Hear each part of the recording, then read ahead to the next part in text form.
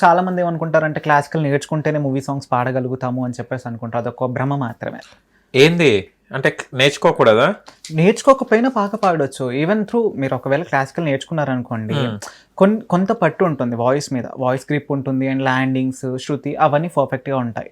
కాకపోతే క్లాసికల్ నేర్చుకున్న వాళ్ళు పాడడం వేరుంటుంది అండ్ క్లాసికల్ నేర్చుకోకుండా పాడే వాళ్ళది వేరుంటుంది.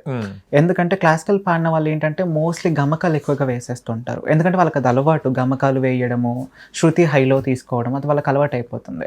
అదే నార్మల్‌గా పాడేవాళ్ళనుకోండి, నార్మల్‌గా అందరు కాదు, కొంతమంది బాగా పాడతారు నార్మల్‌గా నేర్చుకోకుండా వాళ్ళు. సో అందులో మనం ఏంటంటే శృతి పర్ఫెక్ట్‌గా మన ఒరిజినల్ ఏది ఉందో ఆ శృతియే ఫాలో అవుతాం. కానీ కర్ణాటిక్ నేర్చుకున్న వాళ్ళు అలా ఉండదు. క్లాసికల్ నేర్చుకున్న వాళ్ళు ఏంటంటే వాళ్ళ కంఫర్ట్ శృతిలో పాడేస్తారు. ఓకే. సో ఒరిజినాలిటీ మిస్ అవుతుంది. అండ్ ప్లెయిన్ గా వచ్చే నోట్ దగ్గర కూడా గమకాలు వేసేస్తుంటారు.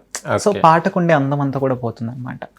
సో పాట క్లాసికల్ నేర్చుకుంటేనే బాగా పాడతారు అనేది ఒక భ్రమ మాత్రమే, భ్రమ అంతే.